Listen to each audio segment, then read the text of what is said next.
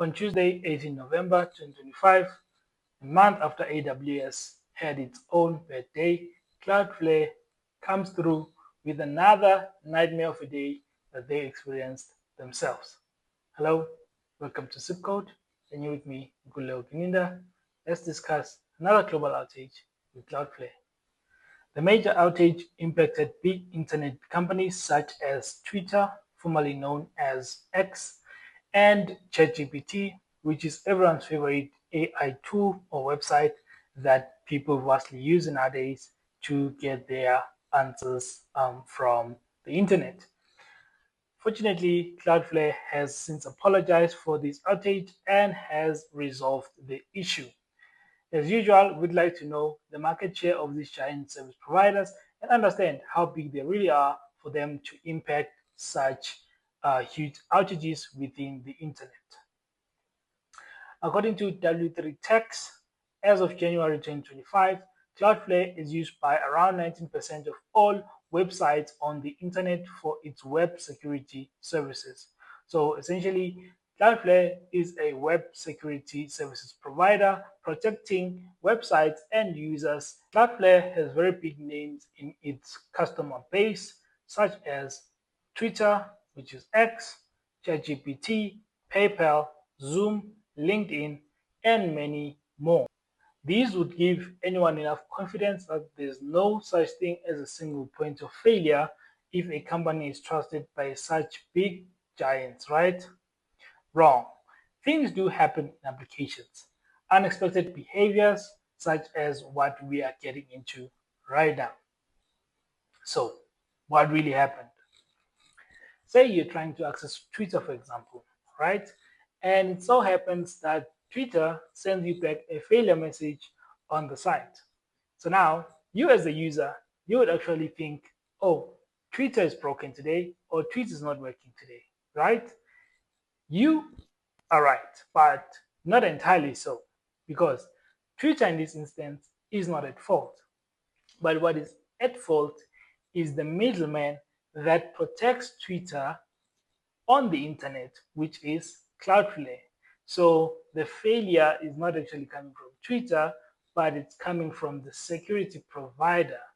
And that failure surfaces on your side as Twitter is broken.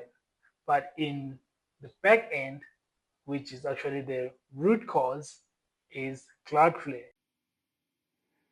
So, looking at this in a more pragmatic sort of an approach, say you are at your computer or your mobile device is trying to access Twitter or X.com in this instance, and everything is looking fairly good at this particular point. This is the entry point, and we are getting all thumbs up except for when now the security provider is supposed to verify or authenticate that this is safe traffic. We can actually allow it to go through to Twitter or X.com servers, which in their nature they are fine, and you can see here we get a tick and everything is green. But something is happening here as Cloudflare is the main security provider, failed to verify, as I mentioned earlier, or authenticate traffic to the designated Twitter servers.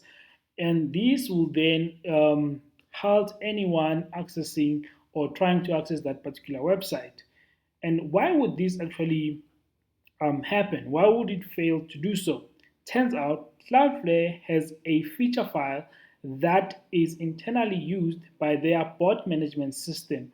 So, in their bot management system, let's say maybe a virtual machine or whatever, in that particular virtual machine, there's a feature file software that handles different features or configs for their security processes. And in this particular instance, they have the feature file is written by their internal database, which according to their blog post update had permission issues, and it got to write multiple entries in the feature file, and that then exploded the file size to double the expected file size. So imagine if they had a file here, a config file that's supposed to be sent to their different servers, and that feature file happens to be twice the size of the expected configuration file size. So that on its own then fails on the software that's supposed to ingest the file and process it accordingly. So the feature file with the double size was then propagated to all machines that make up their network.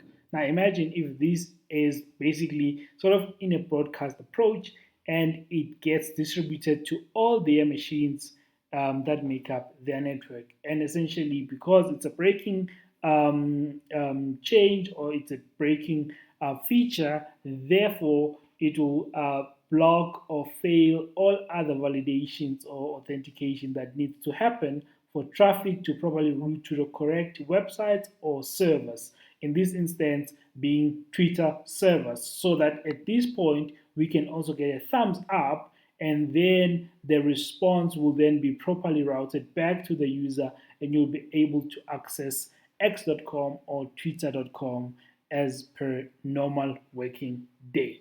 With that being said, the last question to ask is, what's the learning in this particular issue and this particular outage?